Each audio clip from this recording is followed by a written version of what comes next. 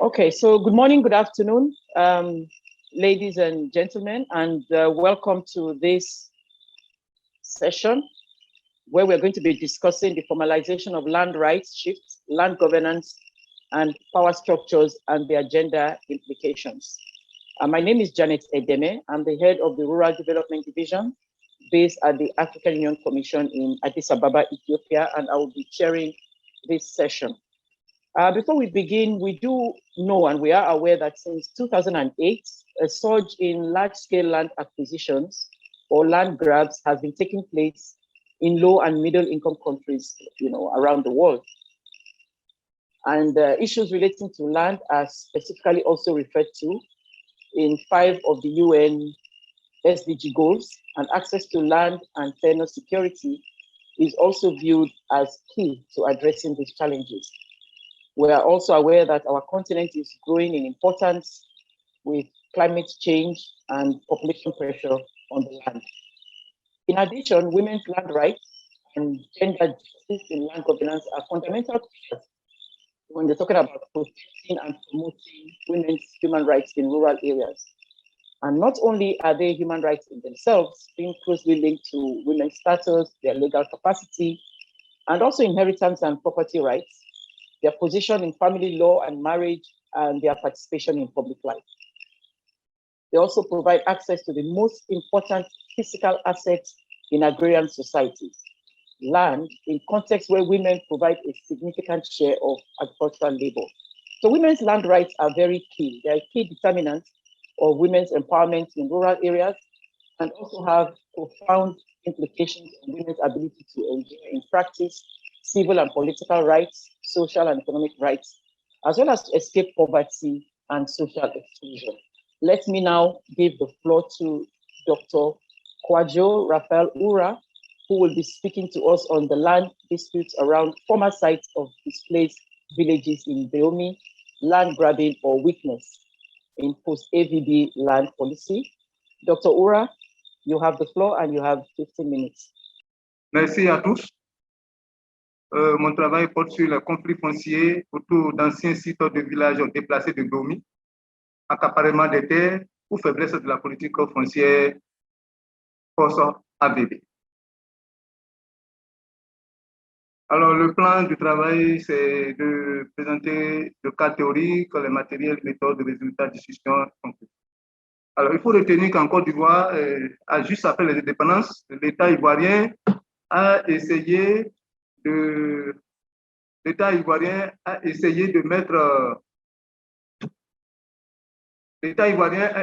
mettre en œuvre des projets, d'immenses projets, mais dont celui de l'AVB. Ce projet a permis quand même la construction de plusieurs habitats de type moderne aux populations. Ça a donné de l'énergie et ça a permis aussi le développement de la pêche. Mais en retour, la population n'a pas été préparée sur la question foncière, n'a pas été suffisamment préparée sur la question foncière. Alors, le travail qui se pose aujourd'hui, c'est la pression qui s'exerce dans les villages d'accueil, puisque les populations ont été recueillies dans différents villages. Et aujourd'hui, ces populations se retrouvent face à des contraintes foncières énormes. Les ménages n'arrivent plus à négocier des terres auprès de leurs hôtes, alors ils vont décider de retourner sur leur terrain, leurs terroirs ancestraux. Mais au niveau de Dahomey, ce qui se pose, c'est qu'il y a une élite urbaine qui s'est déjà appropriée plus de 2500 hectares et ce retour s'est fait sans vraiment, dans un flou total. Et donc, nous nous sommes posé la question de savoir que dit l'État à propos de ces terres supposées vacantes et considérées comme des espaces non propices à l'installation humaine au moment du déplacement. Et comment l'absence de décision gouvernementale pour désigner à qui doit revenir ces espaces épargnés de l'extension de l'eau anime-t-elle le jeu des différents acteurs sur le terrain, notamment l'élite urbaine, entre l'élite urbaine et les populations de retour. L'objectif est d'analyser ce conflit en lien avec la politique foncière de l'État autour du déplacement des années 1960. L'étude s'articule autour des conditions d'installation de l'élite urbaine sur cet espace, la manifestation de leur opposition et les implications sociales et juridiques. Alors, nous avons procédé par la définition de concepts les concepts de tension, les concepts de conflit et les concepts d'accaparement. Il est ressorti de cette définition qu'au niveau de Bomi, on a dépassé le cadre des tensions et nous sommes aujourd'hui en train de parler de conflits. Donc, il s'agit d'un conflit quand même qui s'oppose entre les deux différents acteurs. En termes d'accaparement, on est parti de la définition de Mushagalusa qui comprend, selon lui, qui comprend le concept de l'accaparement comme le fait pour une personne physique ou morale de recourir à des moyens opaques, à la contrainte ou à la manipulation des ambiguïtés historiques, normatives et institutionnelles pour acquérir une étendue de terre dans une région donnée pour n'importe quel autre usage. La notion d'accaparement, le disent Taout et Collin, se réfère au terme des acquisitions de terres à grande échelle, principalement des acquisitions marchandes. Alors, nous avons eu recours à la théorie de Lester qui explique la situation conflictuelle qui prévaut aujourd'hui à Bomi à partir de la réduction des ressources foncières depuis le déplacement des populations dans le cadre de la construction du barrage. Alors, selon lui, la rareté engendre nécessairement la violence. Et donc, aujourd'hui, la violence, l'intervention des conflits est due aujourd'hui à la raréfaction des fonciers et des terres et qui amène les populations à se mettre en fond. Alors, voici le site de l'étude. L'espace en vert, c'est l'espace aujourd'hui conflictuel. C'est plus de 2500 hectares qui est occupé par l'élite urbaine. Alors, les techniques de collecte, nous avons eu recours à un kit d'entretien, à un focus group, au logiciel ArcGIS pour les questions d'informatique et cartographie, et aussi à des images satellitaires pour la délimitation de l'espace conflictuel. Alors, les résultats. Il faut retenir dans les résultats que ce projet de déplacement n'a pas été suffisamment préparé. Et comme le dit ici l'un des interlocuteurs, quand on quittait le village, on nous avait dit qu'on devait partir jusqu'à San Pedro. On leur avait dit qu'on n'était pas d'accord et qu'on souhaitait rester avec nos frères. Ils nous ont dit que si on n'acceptait pas, on allait rester sans terre et qu'il y allait en avoir beaucoup à San Pedro.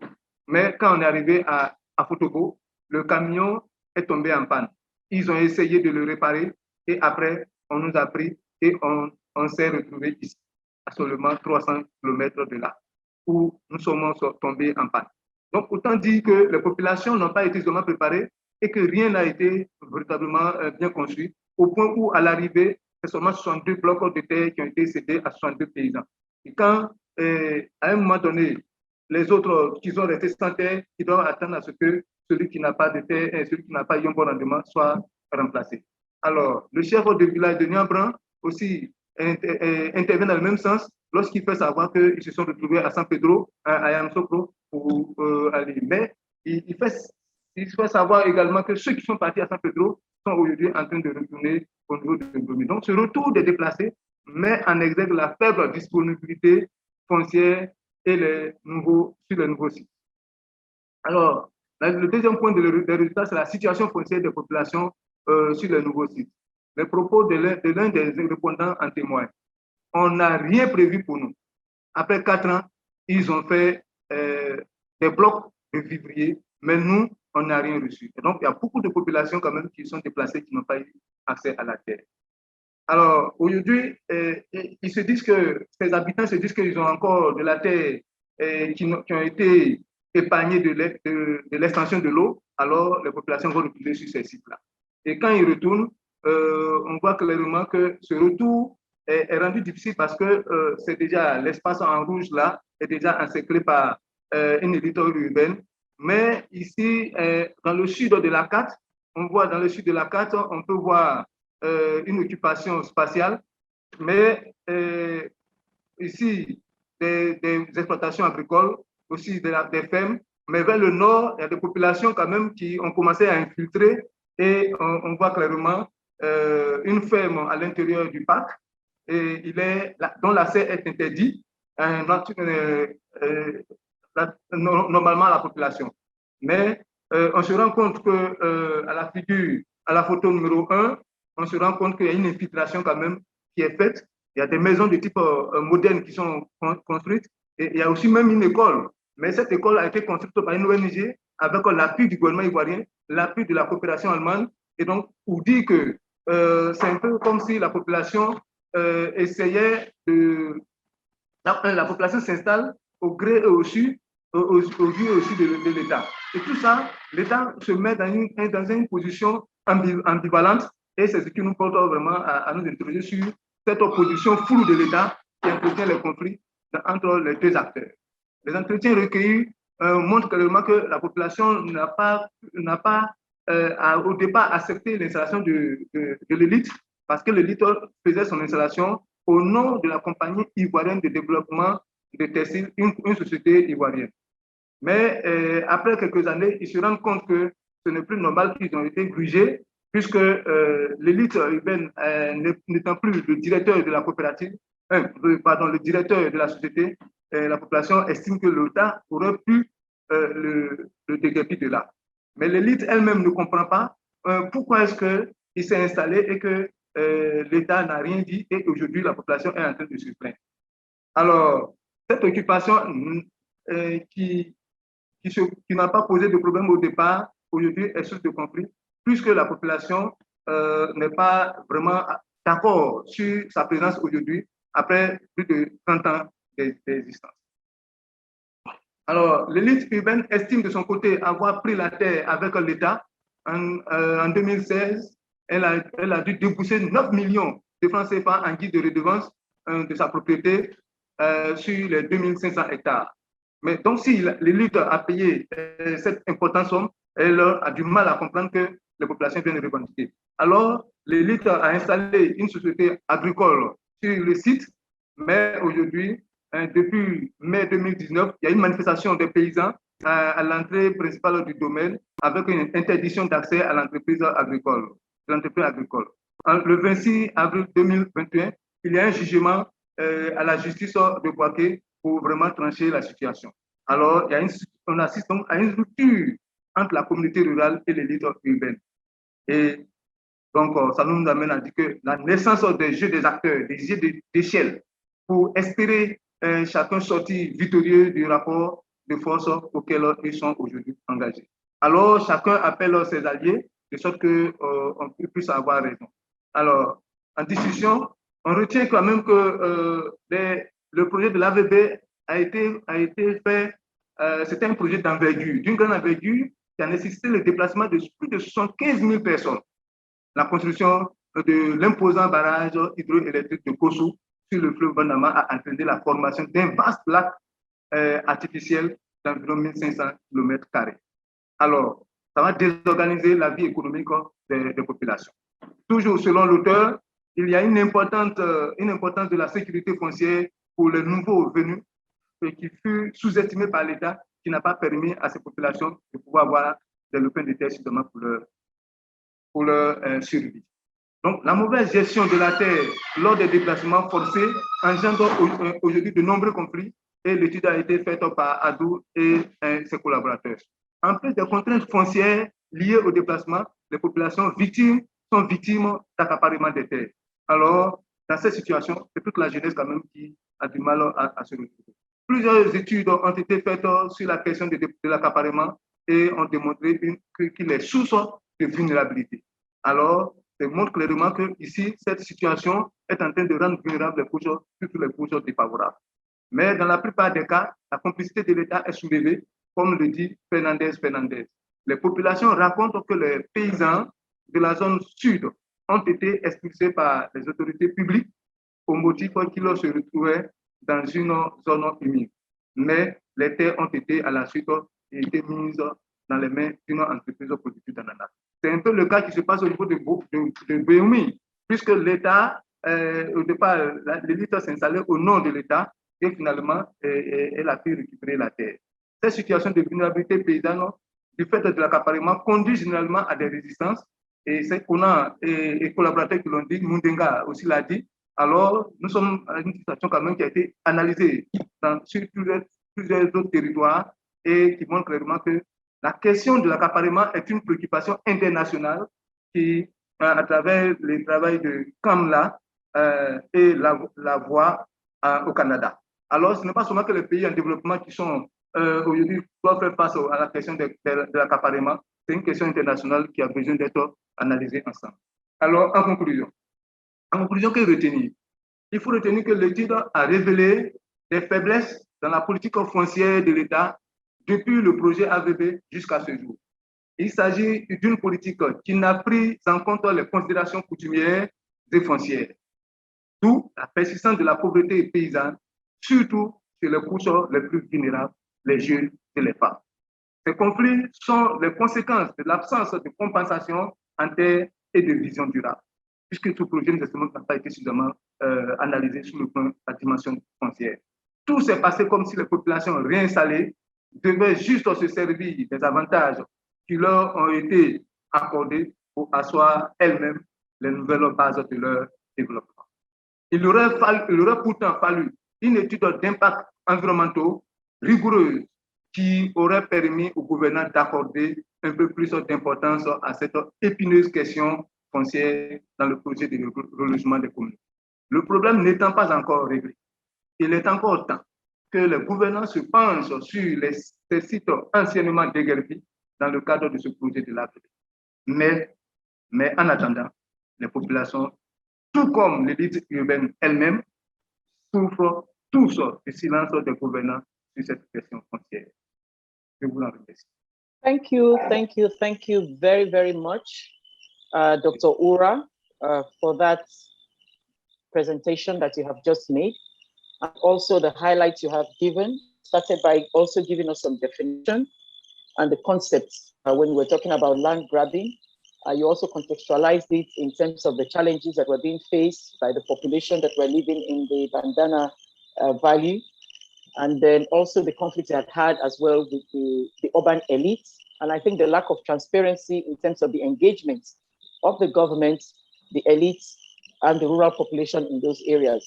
And also you've been able to highlight some of the challenges in terms of the complicity of the state, and maybe going forward as some next steps, maybe being able to conduct some environmental impact assessment studies for the policymakers, because apparently, like you have mentioned in your presentation, the policy is very weak in the Bandana Valley, and this policy has still not addressed the challenges that the rural populace have faced.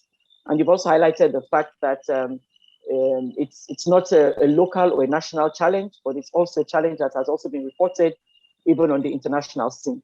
So I think this is still an ongoing research work. I think there are still additional information that you would want to go on in terms of furthering the studies, particularly the impact assessment studies, to be able to come up with some evidence-based conclusions that should facilitate the policymakers in reviewing the policy in the Bandana Valley.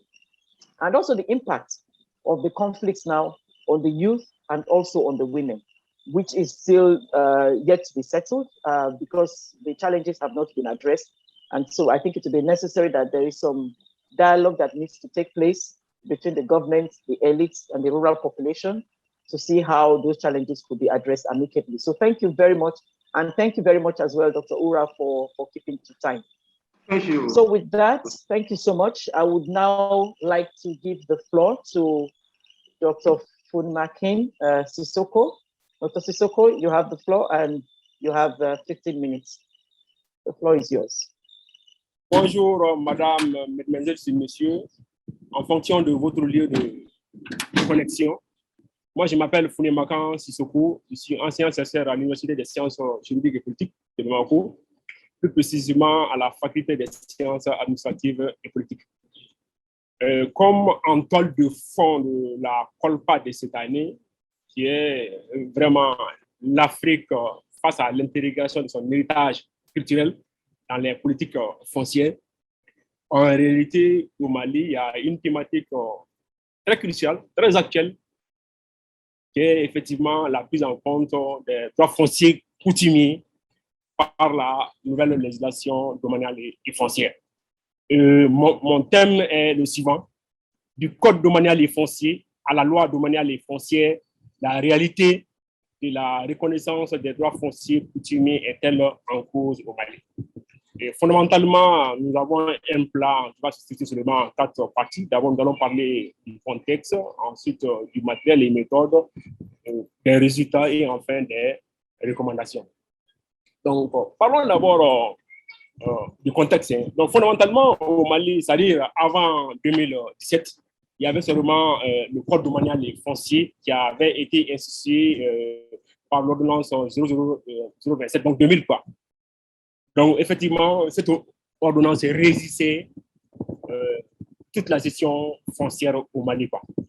Donc, c'est à partir de 2006 qu'il y a eu effectivement une loi d'orientation foncière, et cette loi d'orientation foncière, effectivement, avait estimé que le monopole de l'État en termes de gestion foncière était vraiment une contrainte pour les acteurs du secteur agricole. Et en Suisse aussi, effectivement, que la dominalité publique était vraiment une menace, quoi, pour les champs agricoles, pour les propriétés agricoles, pour les exploitants agricoles. Donc, nous allons fondamentalement parler des deux, hein, le code domanial et foncier, et après, la loi sur le foncier agricole de 2017, effectivement, qui a reconnu, effectivement, le foncier agricole. Donc, les droits des droits coutumiers et fonciers ont été reconnus, donc officialisés, quoi. Mais c'est par la suite, effectivement, cette année, donc en 2020 d'abord, il y a eu une ordonnance qui a effectivement modifié le code domanial et foncier, quoi. Donc, en fait, notre étude, effectivement, c'était effectivement de voir est-ce que cette nouvelle loi domaniale et foncière était une continuité, autrement dit, est-ce qu'elle continue à reconnaître les acquis de la loi sur le foncier agricole ou bien c'est une remise en cause. Donc, parlons d'abord des deux régimes. D'abord, le code domanial et foncier, donc de 2000, qui a été modifié à plusieurs reprises en 2001, 2002, 2008, en 2016, quoi. Donc, et il y a eu beaucoup de décrets d'application qui ont été pris en 2002, quoi, sur les conditions d'attribution des terres du domaine privé immobilier de l'État, sur les formes et conditions de gestion du domaine public de l'État. Sauf que l'un des décrets les plus attendus pour le monde agricole, qui est prévu effectivement à l'article 43, en fait, dont le but effectivement c'était de dégager la portée et l'identique, déterminer la portée et l'étendue des droits fonciers continus. Effectivement, ce décret n'a jamais été prévu. Donc, et par la suite, en 2006, effectivement, il y a eu la loi d'orientation agricole maintenant, n'est-ce pas? Et cette loi d'orientation agricole, effectivement, a fixé les grandes orientations du développement politique, quoi. Effectivement, il s'agit effectivement des grandes activités, quoi, de l'agriculture, que ce soit l'élevage, la pêche, la pisciculture, quoi. Et cette loi d'orientation agricole, la LOA, effectivement, a institué effectivement des outils, quoi, pour sécuriser l'exploitation, donc les exploitations familiales, quoi, donc les terres familiales agricoles, quoi. Donc, elle a aussi prévu effectivement une politique foncière, la loi sur le foncier agricole, un instrument national du foncier agricole et des conventions foncières, quoi. Donc, fondamentalement, effectivement, la politique foncière a été adoptée en 2014. Hein. Et puis, il y a eu la loi sur le foncier agricole qui a été adoptée en 2017. Donc, il s'agit de la loi 2017-01. Effectivement, c'est cette loi sur le foncier agricole qui confère une régalité au foncier coutumier, quoi. En fait, elle régit le droit foncier coutumier et des commissions foncières qui avaient été instituées par la loi d'orientation agricole vont maintenant gérer les terres coutumières, donc les terres agricoles, quoi. Et ces commissions foncières, effectivement, sont constituées effectivement par les acteurs locaux, donc au niveau villageois, quoi.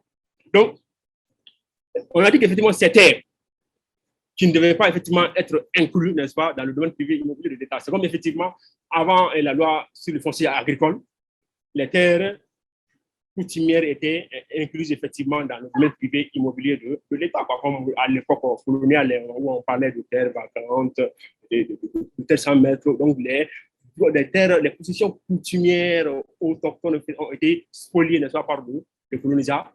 Effectivement, c'est cette LDF aussi qui reprend maintenant en compte les pouvoirs effectivement de l'administration coloniale qui effectivement essaie de spolier effectivement les pauvres agriculteurs effectivement de leur terre. Donc, il s'agit effectivement de l'article 28 effectivement, qui inclut effectivement les terres et coutumières obligées pour de la loi sur le foncier agricole effectivement dans le domaine privé immobilier de l'État, donc dans le commerce juridique de l'État. Et nous avons effectivement parlé nous avons d'abord parlé des commissions qui avaient été instituées par la LEA. Effectivement, il y a le décret de 2018 effectivement qui a fixé la composition et les modalités de fonctionnement. Donc les commissions foncières villageoises, les commissions foncières au niveau chaque village, des quartiers et des fractions normales. Et c'est vraiment présidé par le chef des villages, il y a les femmes qui sont représentées, il y a les jeunes qui sont représentés, il y a les autorités traditionnelles qui sont vraiment représentées. Donc, tous les acteurs locaux sont représentés au sein de cette commission.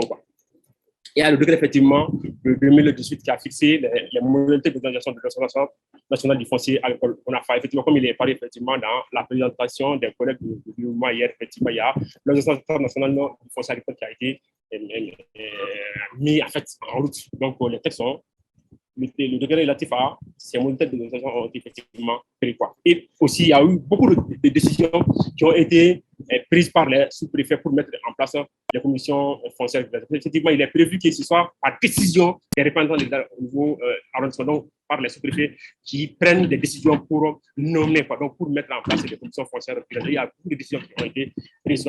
Toutefois, il y a un arrêté qui est vraiment attendu qui n'est pas toujours arrivé. Effectivement, puisqu'il y a la liste des pièces à fournir pour la constatation, effectivement, ou pour la délégation des attestations de possession coutumière, les attestations de détention coutumière, il y a des pièces qui sont à fournir. Donc, autrement dit, les outils de travail des commissions foncières devaient être institués par un arrêté, n'est-ce pas, soumis, sont proposés par le ministère en charge de l'agriculture. Mais cet arrêté n'a pas encore été pris depuis 2017.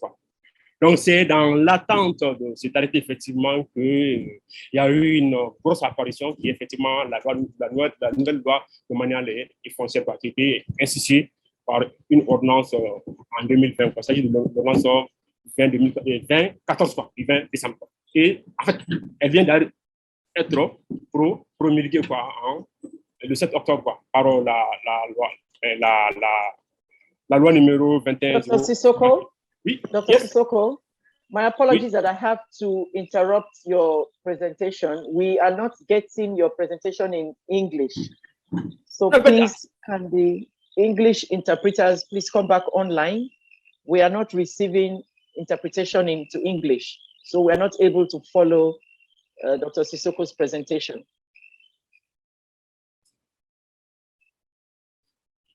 Okay, what should I do now? Stop or? Okay. Dr. Sissoko? What do you propose me now to do? Interpreters are saying that they have a challenge with your audio. Maybe you might need to come closer to your microphone and you may need to slow down the speed at which you are speaking. I think that might also facilitate the interpretation. Okay. So please come closer. Earphone and try. And speak a bit more slowly. Okay, thank you. Interpreters to follow your presentation. Thank you. Okay. And go ahead. Thank you, interpreter. Okay. No. Okay. Donc, je disais tantôt qu'il y a les décrets qui avaient été pris, qu'il y avait aussi des décisions qui avaient été prises par les sous-préfets pour mettre en place les commissions foncières villageoises. Et qu'il y avait l'arrêté là, n'est-ce pas, qui n'a pas encore été pris. En fait, l'arrêté qui doit permettre aux commissions foncières de travailler. Donc, à travers les imprimés, les modèles, la liste des pièces à fournir. C'est dans cette attente qu'il y a eu une nouvelle loi domaniale et foncière, effectivement, qui a remplacé et abrogé le code domanial et foncier de 2000. Et là, cette loi vient d'être promulguée en 2021. Donc, le 7 octobre, donc très récent. Et donc, nous avons les matériels et les méthodes. Donc, vraiment, c'est vraiment classique.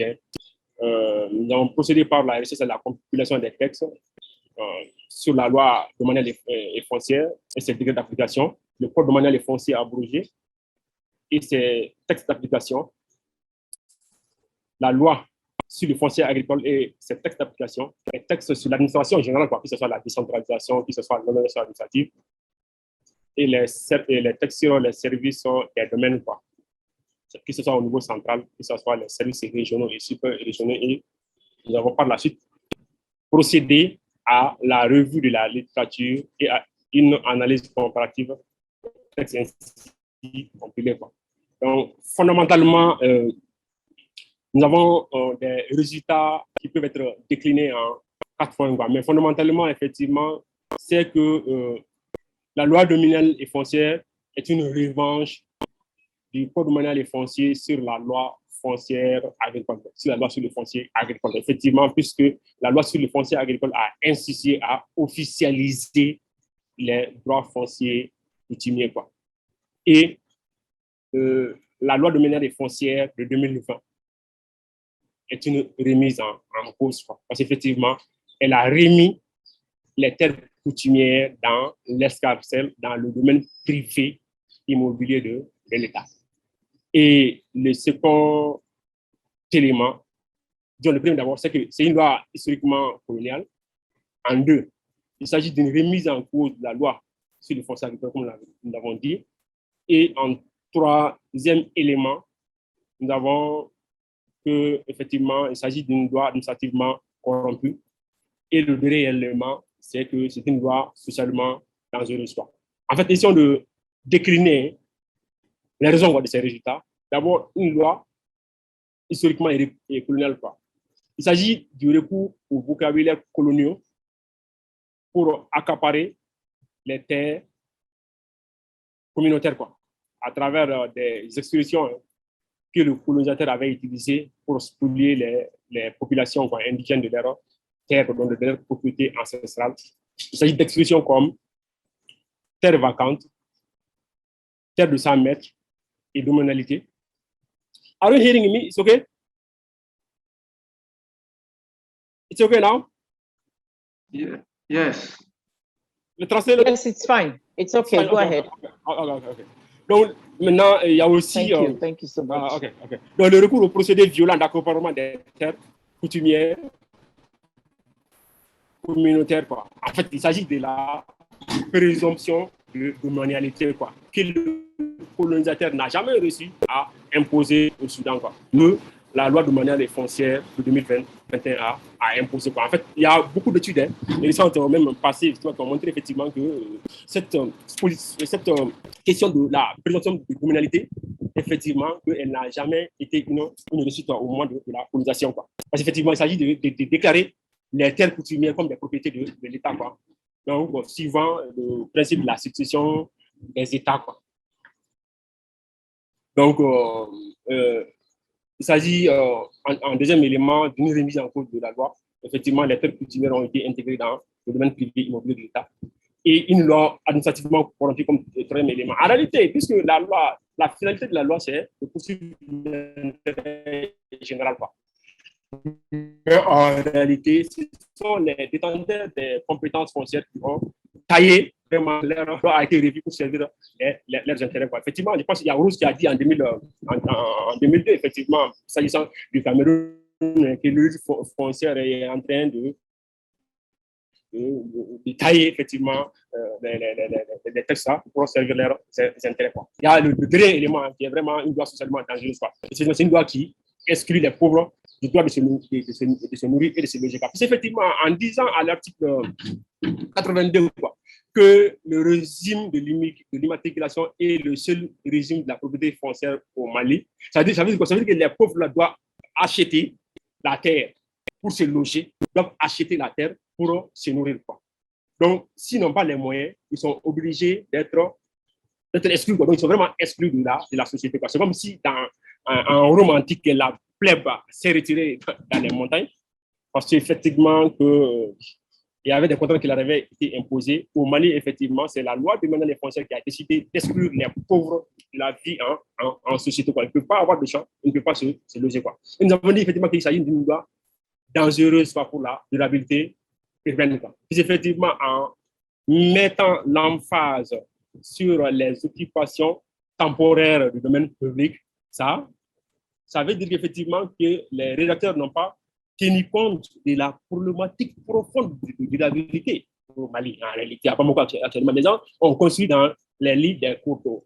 Les gens ont construit dans les collecteurs naturels. Avant que maintenant, en cas de grande pluie, ce sont des inondations et des morts d'hommes. Les gens ont d'abord procédé par les occupations temporaires du domaine public avant et finalement de de les transformer effectivement en construction pérenne. Donc, normalement, on aurait dit effectivement réduire effectivement les cas de recours effectivement aux occupations temporaires. Et finalement, nous avons vu et trouvé qu'il s'agit d'une menace pour la sécurité alimentaire et la paix sociale. Parce effectivement, la loi d'orientation agricole et ces textes, la LFA et la politique foncière agricole, tout ça avec pour but d'assurer la sécurité alimentaire, de sécuriser les terres foncières, donc de sécuriser les exploitations familiales. Dr. Sissoko, donc, je pense que je finis. Yes. Please, you need to slow down to dictation speed to facilitate interpretation. Okay, it's a very technical presentation.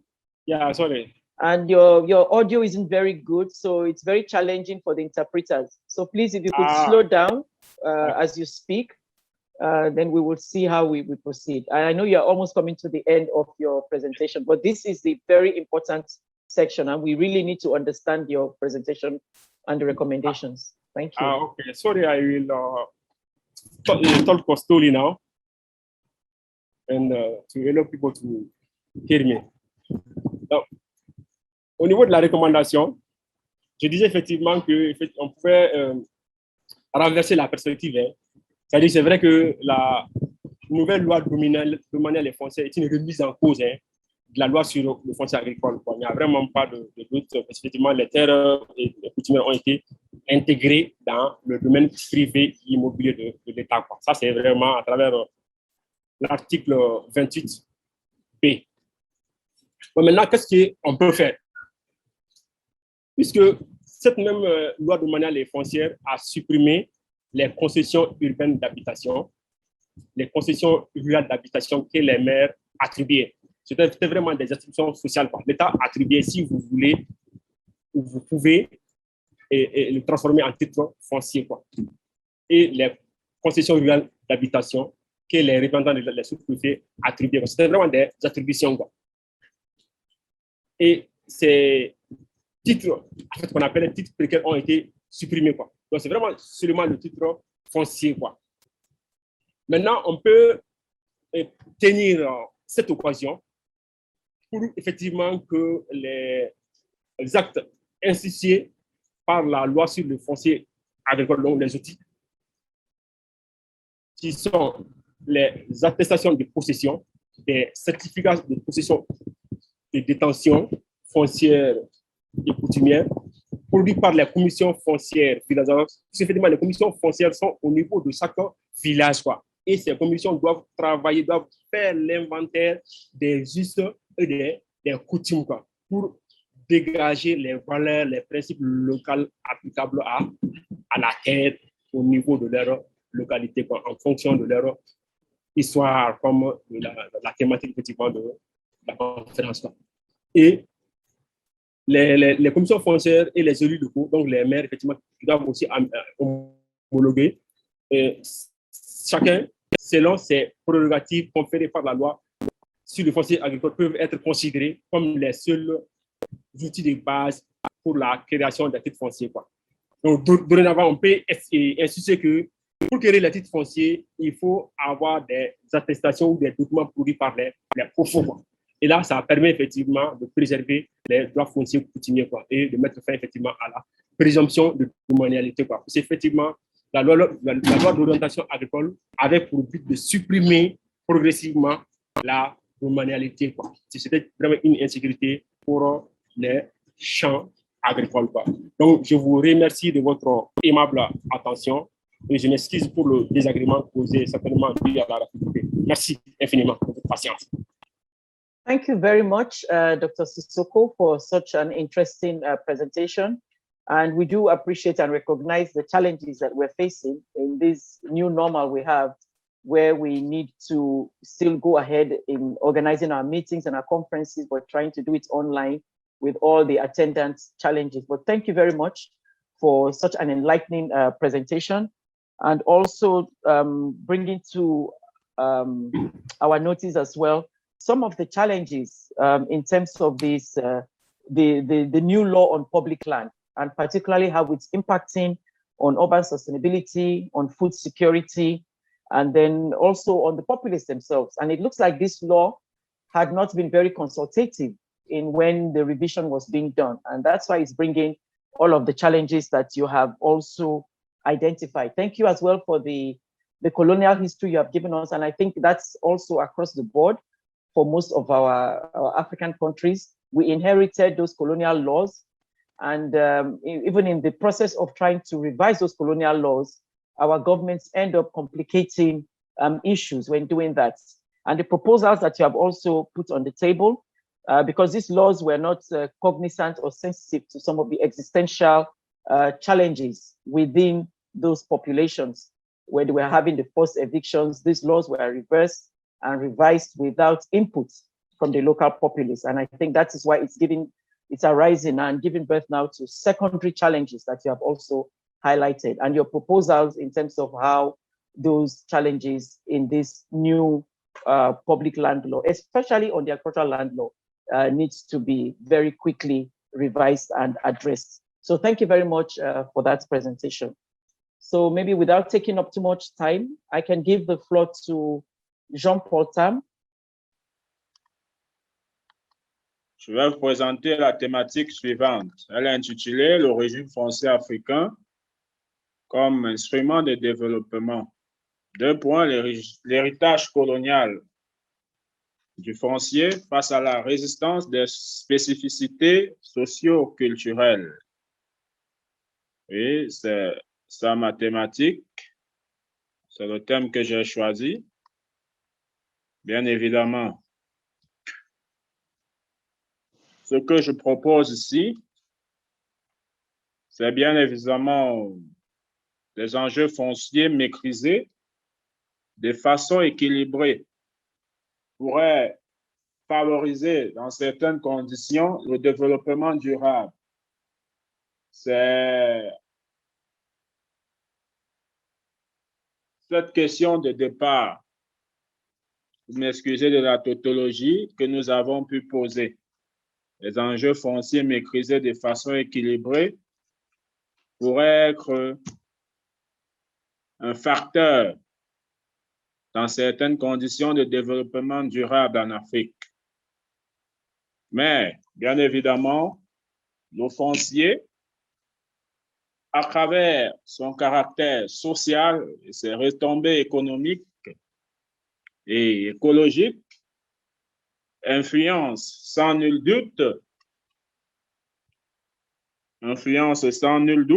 vous me suivez? Oui, parfaitement.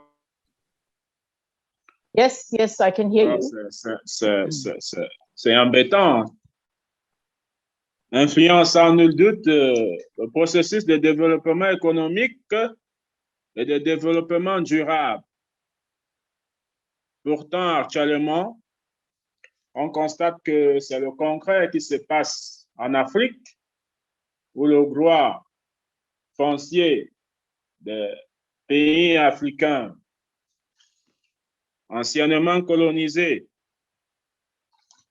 par la métropole française est plutôt un lieu d'expression d'un pluralisme juridique ayant bien évidemment des impacts incontestables sur ce que nous pouvons appeler le développement de notre continent, le développement de l'Afrique noire. Nous constatons évidemment que la pluralité des règles qui régissent ce foncier se traduit concrètement par la coexistence des règles de nature et d'objectifs différents. Nous avons, par exemple, les règles de gestion coutumière des terres, de la terre, autant pour moi, et des ressources naturelles qui sont parfois séculaires et qui jouissent d'une grande légitimité auprès des populations rurales, contrairement à l'espace urbain où celles-ci sont le plus souvent reléguées. En fait, officiellement, on peut dire ici que la vision africaine du foncier est complexe. Elle est non seulement constituée des lois modernes, héritées bien évidemment de la colonisation, et des lois que l'on pourrait dire ici traditionnelles. C'est un peu ça, le véritable, ce qui crée un amalgame. La superposition, si vous voulez, et la coexistence des règles modernes et traditionnelles doivent être prises comme un facteur contribuant à démontrer, bien évidemment, la richesse du droit foncier africain, notamment d'Afrique noire. Celui-ci peut être un pilier qui va, on peut le dire ainsi, de l'exploitation accrue des ressources naturelles au développement de l'agriculture à large échelle, en passant par des infrastructures qui devraient entraîner des bouleversements, voire un développement. En effet, de plus en plus, les menaces dues parfois ou alors relatives à la sécurité alimentaire, au droit à l'alimentation, aux ressources naturelles, aux accaparements des terres, entraînent, nous pouvons le dire ici, inéluctablement un bouleversement des normes constituant le régime foncier de l'Afrique. À cela s'ajoute la marchandisation du foncier, marquant une nouvelle ère, où on peut dire ici, où les enjeux fonciers sont perçus sur le seul angle mercantiliste, sur le seul angle économique. Ça trancherait clairement avec la vision foncière qui prédomine maintenant, à savoir des visions économicistes, des visions commerciales qui sont véritablement aux antipodes de la conception que nous, les Africains, nous avons du foncier. Chez nous, la terre ne se vend pas. En Afrique traditionnelle, chez nous, la terre, elle est sacrée. Tiraillé donc entre passé et modernité, quant à la gestion de son foncier, d'un côté et de l'autre, ancre dans l'envie effectivement d'atteindre l'autosuffisance alimentaire et une prospérité économique, quel que soit le développement de l'Afrique. Quel type de foncier pour quel développement aujourd'hui pour l'Afrique? Quel type de foncier pour quel développement aujourd'hui pour l'Afrique? Qu'est-ce que l'Afrique? Bien évidemment. Quel est le choix de l'Afrique entre, je dirais, excusez-moi de la tautologie, ces deux choix qui s'opposent? Une vision, bien évidemment, mercantiliste et une vision traditionnelle. Tout d'abord, nous avons constaté que l'Afrique subsaharienne, c'est-à-dire depuis plus de 60 ans après son accession à l'indépendance nationale, n'a pas pu résoudre la question de sa vision du développement relativement au foncier.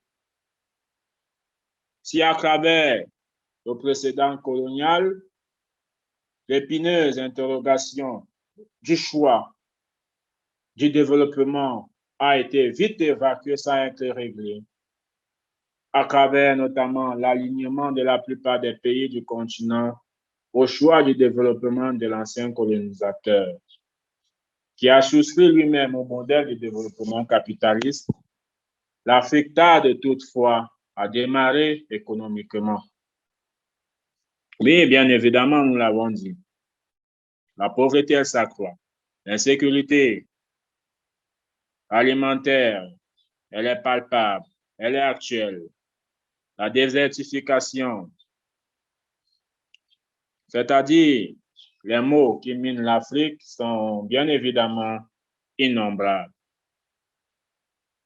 En fait, nous pouvons dire ici sans embâche que l'Afrique a retenu la conception, je vais dire, mercantiliste de la terre. Cette retenue d'une vision économiste du foncier, nous allons le dire, n'est pas sans cause. Sans conséquence, je voulais dire, sans conséquence grave. Celle-ci a entraîné la dépaysanisation de l'agriculture dans les pays d'Afrique subsaharienne. Elle a bien évidemment biaisé le chemin de développement de l'Afrique, des pays africains. Elle a biaisé le développement des pays africains au profit, bien évidemment, d'une agriculture agro-business et d'une agriculture industrielle qui, je le disais tantôt, a bien évidemment sa face, je dirais, hideuse, une face négative, parce que participant à l'accaparement des terres en Afrique. En fait, que faut-il donc pour atteindre le développement durable? Pour atteindre le développement durable, il faut un changement total des systèmes qui pourrait se manifester, bien évidemment, par un changement de paradigme. Celui-ci consistera à la mobilisation de l'héritage des valeurs dynamiques propres à l'Afrique, propres aux pays africains, mais ayant une dimension, je dirais, commune. En effet, nous pouvons dire que ce changement de paradigme à travers les valeurs culturelles sont relatives au rapport de l'homme et à la nature et doivent être affectées prioritairement à l'atteinte de certains défis africains, spécifiquement la souveraineté alimentaire. La souveraineté alimentaire, nous ne devons plus dépendre de ce qui vient d'ailleurs, du point de vue nutritionnel, du point de vue du manger, si vous voulez. Nous devons, bien évidemment, adopter des politiques qui visent l'accès équitable à la terre et aux ressources financières et aux ressources foncières, la lutte contre la pauvreté et bien évidemment, je dirais, le pluralisme juridique, parce que nous n'allons pas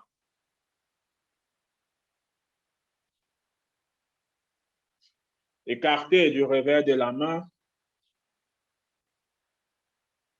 la vision, je dirais, mercantiliste et économique de la terre, mais nous devons aussi en tirer profit. Nous devons également aussi en tirer profit et non pas nous engager ou alors nous plonger dans ce que nous ne parvenons pas à maîtriser.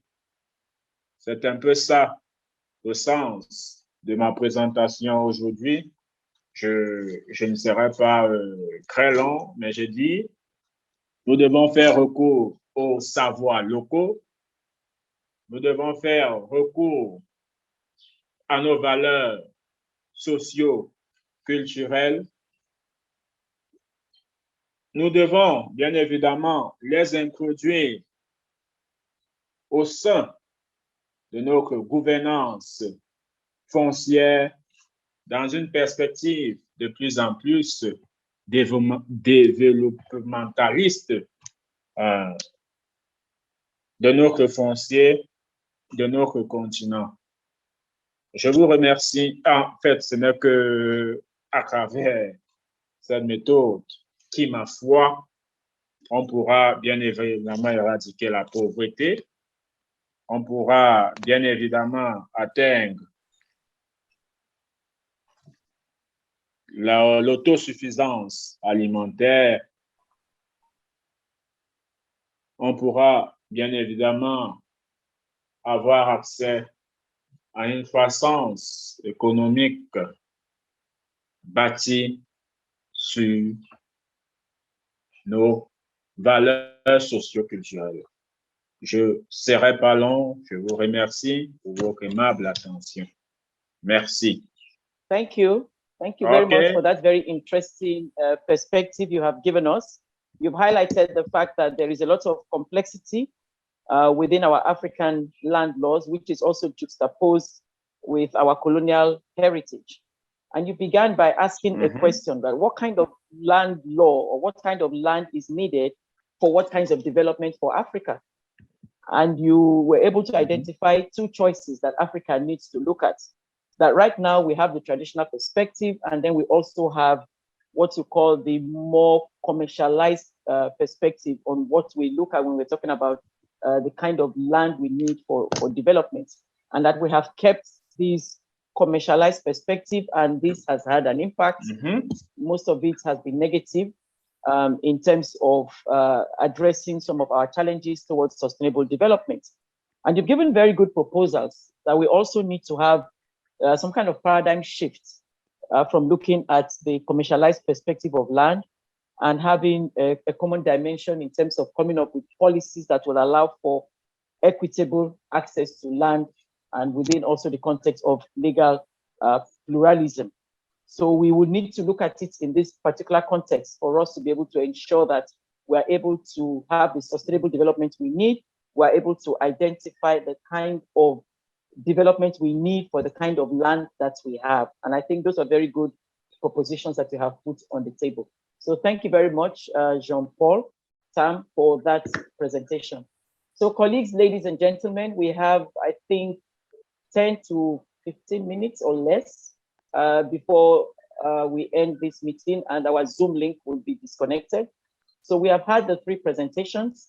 The first presentation, where I had also tried to give a bit of a recap, where we're looking at some of the conflicts that have taken place in the Bandana Valley in Côte d'Ivoire, and the weaknesses of the policies that had been developed by the government and how it's impacting now on the food security of the populace and the lack of inclusion in the revision of that particular policy. Dr. Sissoko had also given us a bit of a background in terms of the several laws, particularly the agricultural land law in Mali, and the fact that the law was not cognizant or sensitive to existential challenges of the rural populace when it was being revised. And there is a need for this new public law to be reversed, particularly as it impacts on agricultural land. And thirdly, Jean-Paul Tam has spoken to us about some of these complexities of our African laws. How do we look at our land tenure system as an instrument for development? So I think we've had three different perspectives in terms of how the issues of our historical and colonial heritage has impacted on our land, how it has impacted on our laws, and how it has impacted on how we give our citizens access to the land. So this has come out as some of the nexus of the issues that are challenging how we are able to address some of our land governance issues and how we contextualize it within some of the emerging challenges we're facing. We're talking about issues of deforestation, degradation, the impact of climate change. We have our youth demographic as well. How do we also ensure that our youth are also in this equation? And also, of course, the women in terms of their own access to land within this context. So I think we've had very good discussions. We've got a few minutes before we round up, but I would like to give the floor to any of the participants. If you would want to either ask a question of the three presenters or give us one or two experiences from your own perspective on the discussions we've had this afternoon before we close this session. So the floor is open. Kenneth Odari, you have the floor. Yeah, thank you, Madam Facilitator.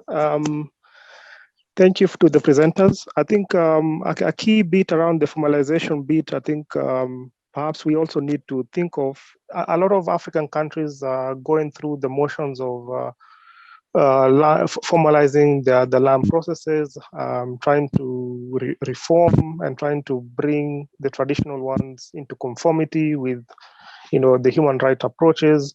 But I think the key question, and especially related to our larger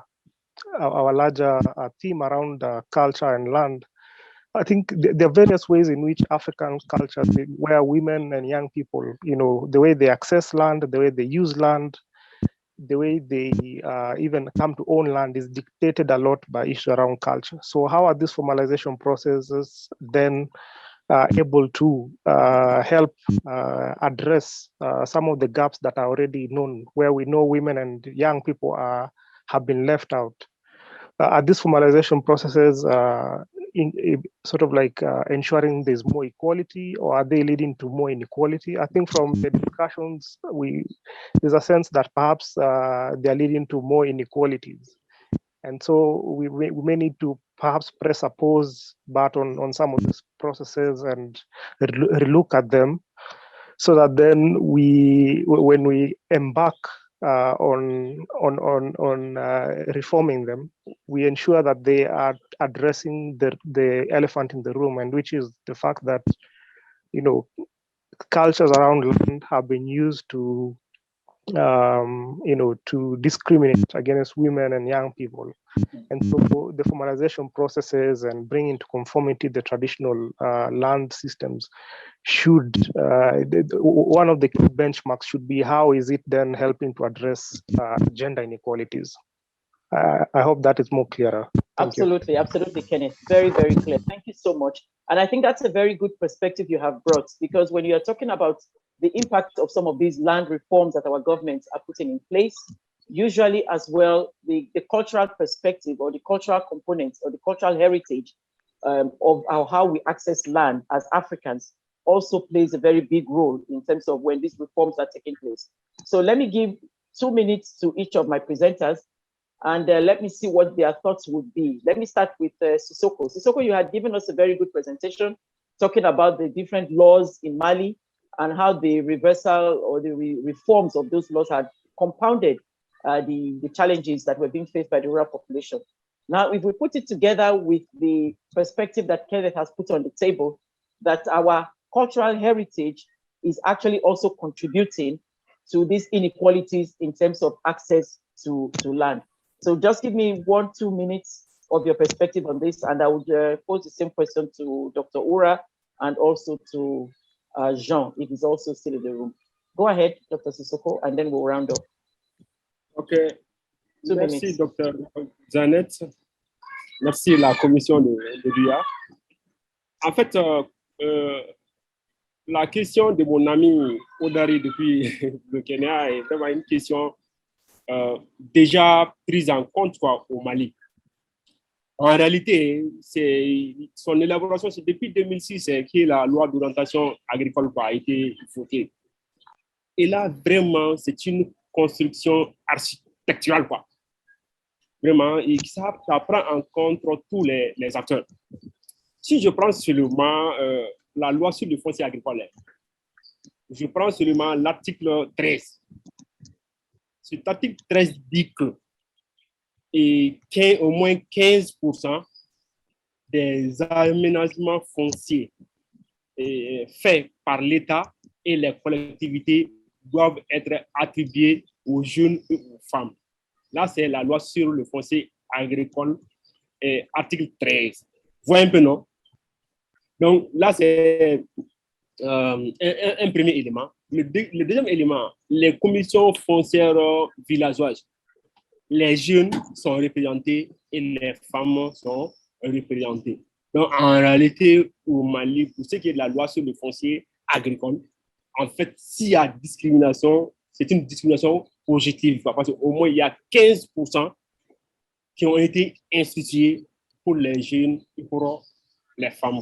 C'était vraiment la précision que je voudrais apporter à mon ami M. Oudari et à la présidente Dr.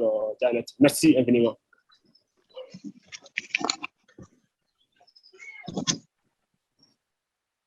Thank you very much, Dr. Sissoko, and it's very interesting and highly appreciated that Mali has actually looked at it from a different perspective and ensured that in the reform of the land laws, you have actually been cognizant and made it positive in terms of ensuring that the challenges of women's access to land and also for the youth have been taken as well into consideration.